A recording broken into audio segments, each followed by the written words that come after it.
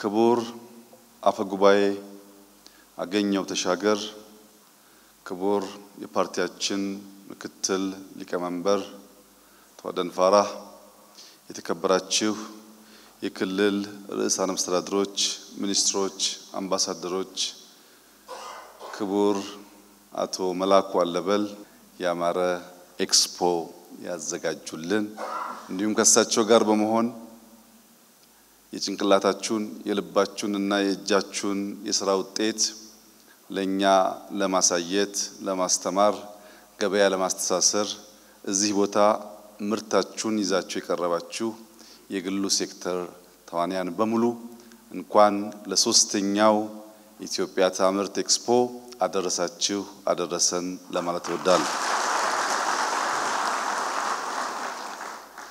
የኢትዮጵያን ኢኮኖሚ መቀየር የግድ ነው።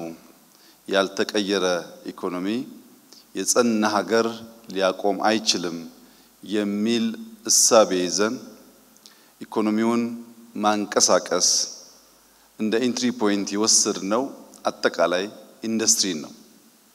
ኢንዱስትሪውን በመቀየር በማዘመን እና ምርታማነቱን በማሳደግ የኢትዮጵያን ኢኮኖሚ እንቀይራለን ካልን በኋላ ያን ኢንዱስትሪ በተለያዩ ሰብ ሴክተርስ ስንከፍል አንዱ ጎልቶ የወጣው አምራች ኢንዱስትሪ ነው።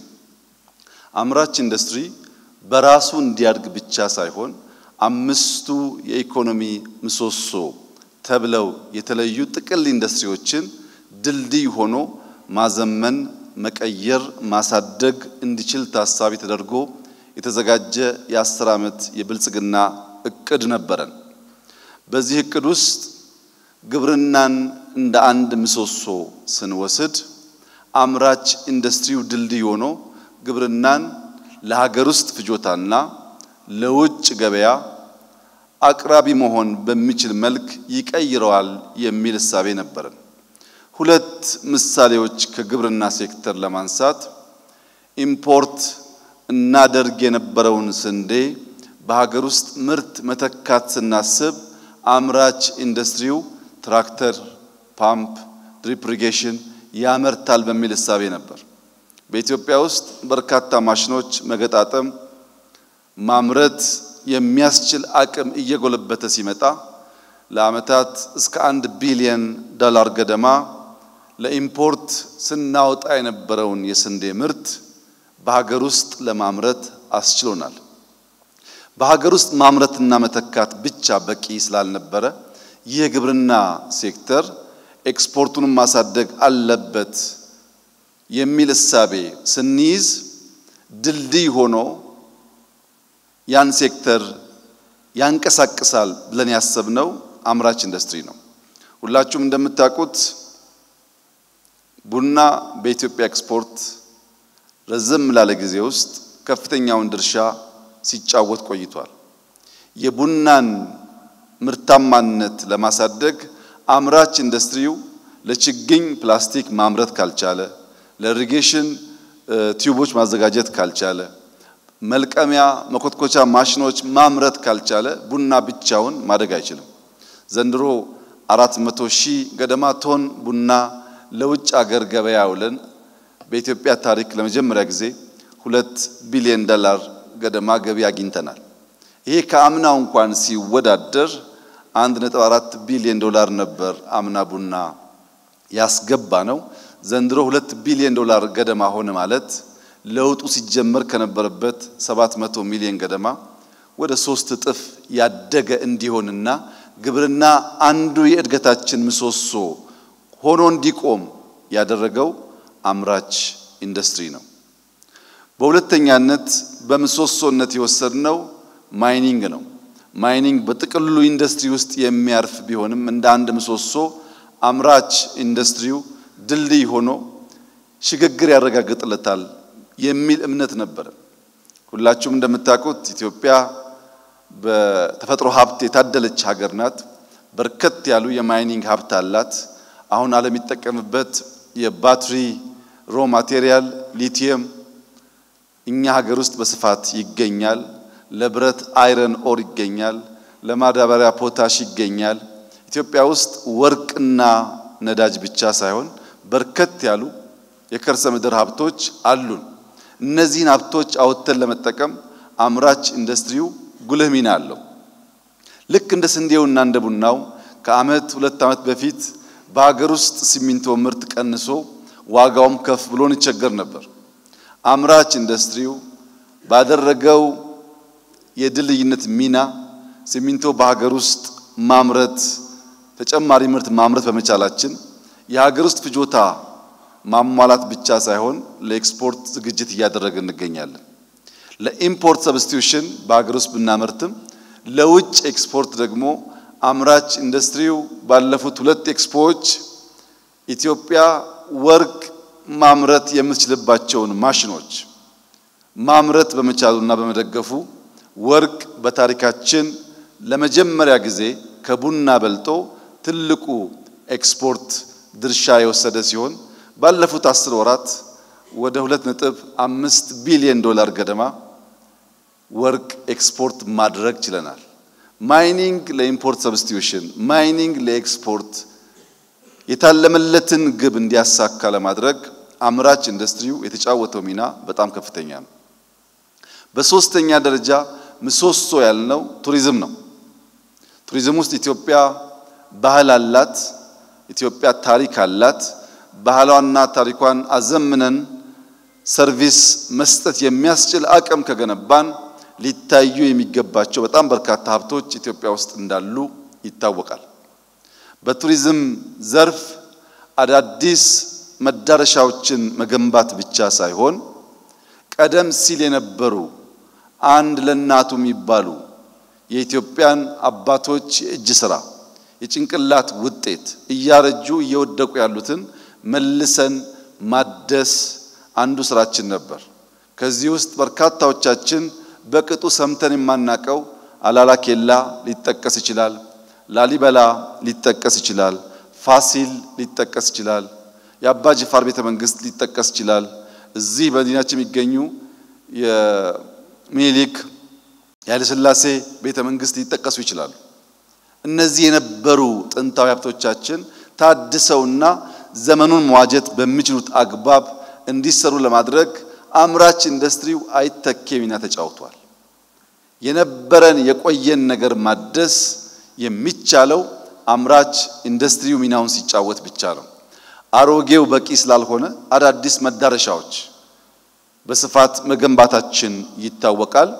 በተለይም የአዲስ አበባ ኮሪደርን ብንወስድ ሲሚንቶ ማሽኑ የፍሳሽ ማስወገጃ ስርዓቱ በሙሉ የሚሰራው በአምራች ኢንዱስትሪ ነው።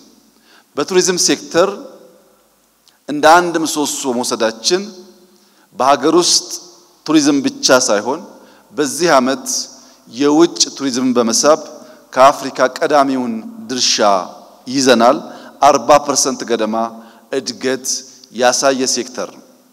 ያ ብቻ አይደለም። በዚህ አመት ኦልሞስት በየ2 ሳምንቱ ኢንተርናሽናል ኮንፈረንስ የሚካሄድበት ከተማ ሆኗል አዲስ አበባ። ያ የሆነው አምራች ኢንዱስትሪው ለሰርቪስ ጠቃሚ የሆኑ ስራዎችን ከተማውን ማስዋብን ጨምሮ መስራት በመቻላችን ነው። አራተኛው ፒላር ቴክኖሎጂ ነው። በሞባይል ፔኔትሬሽን ያለውን ተደራሽነት ማስፋት ብቻ ሳይሆን አርቲፊሻል ኢንተለጀንስን፣ መሶብን፣ ፋይዳን የመሳሰሉትን የኦቶሜሽን ስራዎች ለመስራት የአምራች ኢንዱስትሪው ሚና እጅግ ከፍተኛ ነው። እንደምታውቁት ቴክኖሎጂ ቢቲኤስን ብንወስድ ፖሎች ሊመረቱ ይገባል፣ የሃርድዌር ሲስተሞች ሊመረቱ ይገባል። እነዚያ ሃርድዌሮች ካልተመረቱ በቀር ዳታ ሊሸከም የሚችል የዳታ ማከማቻ ቦታዎች መስራት አይቻልም። ከዚህ አንፃር አምራች ኢንዱስትሪው ሙሉ በሙሉ የኢትዮጵያን ፍላጎት መልሷል ባይባልም በመብራት፣ በቴሌኮም አንቴናዎች፣ በሽቦዎች፣ በሽቦ መከለያ ላስቲኮች እየተደረገ ያለው እንቅስቃሴና ጥረት አራቱ ከአምራች ኢንዱስትሪ ውጭ ያሉት ሴክተሮች እንዲነቃቁና የሚጠበቅባቸውን ስራ እንዲሰሩ በከፍተኛ ደረጃ አምራች ኢንዱስትሪው ሚናውን ተጫውቷል። ራሱ አምራች ኢንዱስትሪውን ስንወስድ ከ3 ዓመት በፊት የማምረት አቅማችን 46% ገደማ ነበር። ያሉን ኢንዱስትሪዎች ከአቅማቸው 46% ብቻ ያመርቱ ነበር። ዛሬ ያ በ3 ዓመት ተኩል ውስጥ ወደ 61% አድጓል። ይህ ትልቅ የምስራች ስለሆነ በዚህ ሴክተር የተሳተፋችሁ በሙሉ እንኳን ደስ ያላችሁ፣ ትልቅ ድል ነው ልላችሁ እወዳለሁ። ከዚህ በተጨማሪ ኢትዮጵያ ታምርት ስንል በርከት ያሉ ፋብሪካዎች ከተቋቋሙ በኋላ በተለያየ ምክንያት ስራ ያቆሙ የተዘጉ ነበሩ።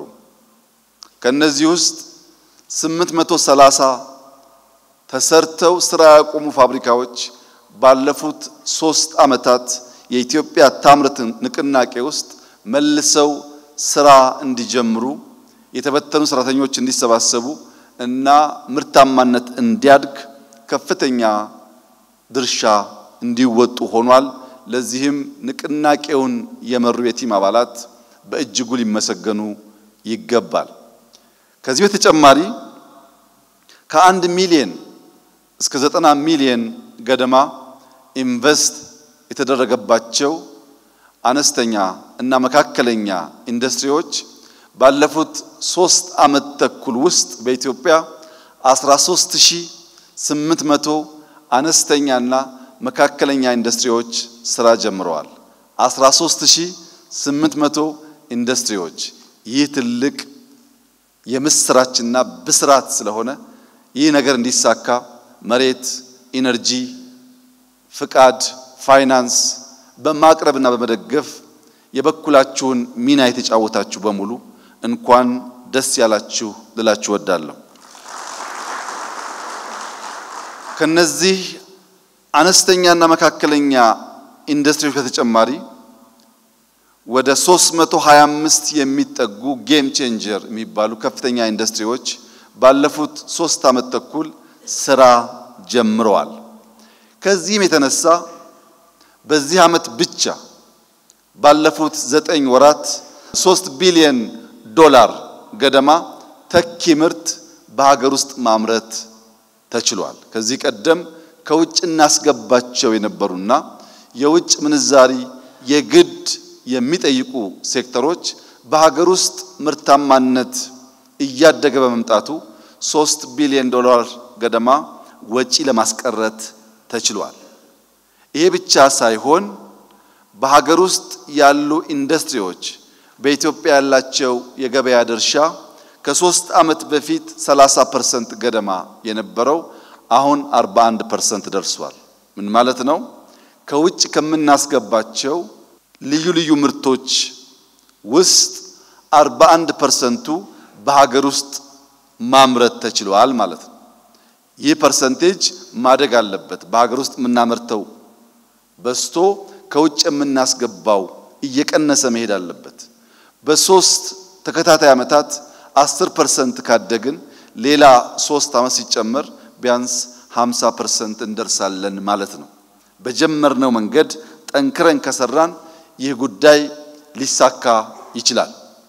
ይህን ሊያሳኩ የሚችሉ አስቻይ ሁኔታዎች ከመሬት አቅርቦት፣ ከኢነርጂ አቅርቦት፣ በተለይ በቅርቡ ካስመረቅነው የኳሊቲ ኢንፍራስትራክቸር አንፃር በግብይት ስርዓት ውስጥ ከፍተኛ ሚና ያላቸው መሰረተ ልማቶች መጣል ተጀምሯል።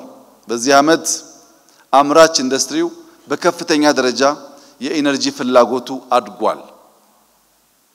ኢነርጂ ማምረት በቀጣይነት ካልቻል እያደገ ያለውን ኢንዱስትሪ በፋይናንስ ብቻ ሳይሆን በኢነርጂ ለመገብ እንቸገራለን። ይህንን ችግር ለመፍታት የሶላር ምርት የሚያመርቱ አዳዲስ ኩባንያዎች በኢትዮጵያ በአዲስ አበባም ከአዲስ አበባ ውጭም ምርት እየጀመሩ ያሉ ስላሉ በዚያም ሴክተር በመንሰራው ስራ ተደማምሮ ኢትዮጵያ ታምርት በራሱ ሰብሴክተር ብቻ ሳይሆን አጠቃላይ ኢንዱስትሪውን ድልድይ ሆኖ በማገልገል የኢትዮጵያን ብልጽግና እውን ለማድረግ ለሚደረገው ርብርብ ከፍተኛ ሚና እየተጫወተ ያለና የሚጫወት ሴክተር ነው። በእድገት ደረጃ ብንወስድ ኢትዮጵያ ታምርትን ስንጀምር የዚህ ሰብ ሴክተር እድገት 5% ነበር። በአመቱ ወደ 7% አደገ። ባለፈው አመት 10% ነበር። በዚህ አመት 13% ገደማ እድገት ይጠበቃል። ኢንዱስትሪው 13% ካደገ ሌሎች ሴክተሮች ሲታከሉ የኢትዮጵያ እድገት ምን ሊሆን እንደሚችል መገመት አያዳግትም። የኢትዮጵያ እድገት በቀጣይነት እንዲፋፋም አምራች ኢንዱስትሪው ከፍተኛ ሚና ያለው ስለሆነ ክቡር አቶ መላኩና የሳቸው የሥራ ባልደረቦች እንዲሁም በእኛ ቢሮ የተቋቋመው ስትሪንግ ኮሚቴ በርብርብ ከሚሰሩባቸው መስኮች አንዱ እያንዳንዱን ሴክተር በመቅረብ ችግሩን በመረዳትና በማገዝ ምርታማነት እንዲሰፋ እንዲያድግ ማድረግ፣ ገበያ እንዲተሳሰር ማድረግ፣ በውጭ ያለን ገበያ እንዲያድግ ማድረግ ነው። ከዚህ አንፃር ኢትዮጵያ ታምርት ብለን ስራ ከጀመርን ጊዜ ጀምሮ የመጣው ውጤት ከ5% ወደ 13% በ3 አመት ውስጥ ለውጥ ማምጣት ከተቻለ በሚቀጥሉት 5-10 አመታት የት ልንደርስ እንደምንችል መገመት አያዳግትም። ይሄ ሁሉ ድል ይሄ ሁሉ ውጤት ግን ችግር አልባ ፈተና አልባ አይደለም። መፍጠር ብዙ ችግር አለበት። የማምረቻ ቦታ ችግር አለ፣ ሎጂስቲክስ ችግር አለ፣ ፋይናንስ ችግር አለ፣ የውጭ ምንዛሪ እጥረት አለ። ፈጠራ ችግር ከሌለ አያስፈልግም። ፈጠራ የሚያስፈልገው ችግር ኖሮ ችግር ለመፍታት ስለሆነ በዚህ ሐሳቤ ተባብረን ጠንክረን የኢትዮጵያን ብልጽግና የኢትዮጵያን ማንሰራራት በጋራ ማረጋገጥ እንድንችልና ለልጆቻችን የተሻለች ሀገር መተው እንድንችል የትብብር የመፍጠር የመፍጠንና የመትጋት መንፈስ በሁላችን ውስጥ እንዲሆን ካልለፋን ካልደከምን በቀር የኢትዮጵያን ብልጽግና ማረጋገጥ የማይቻል መሆኑን አምነን በስራ በውጤት በተግባር በጋራ መቆም እንድንችል አደራ ማለት ፈልጋለሁ። የተጀመረው ስራ እጅግ የሚያበረታታ ነው። ወጣቶች፣ ተማሪዎች፣ ተመራማሪዎች እዚህ ሲኤምሲ የሚገኘው አዲሱ የኮንቬንሽን ሴንተር በመምጣት ምርቶች እንዲያዩ እንዲያበረታቱ አንዳንድ ሙከራ የሚያደርጉ ሰዎችም ለትብብር አመቺ አውድ ስለሆነ ይህ ኤክስፖ በሚቆይበት ጊዜ ውስጥ በርካታ ሰዎች መጥተው እንደሚያዩ ትምህርት እንደሚቀስሙ ያለኝን ሙሉ እምነት እየገለጽኩ በዚህ ስራ የተሳተፋችሁ አመራሮች፣ ፈጣሪዎች፣ የግል ሴክተር ባለሀብቶች በሙሉ እንኳን ደስ ያላችሁ።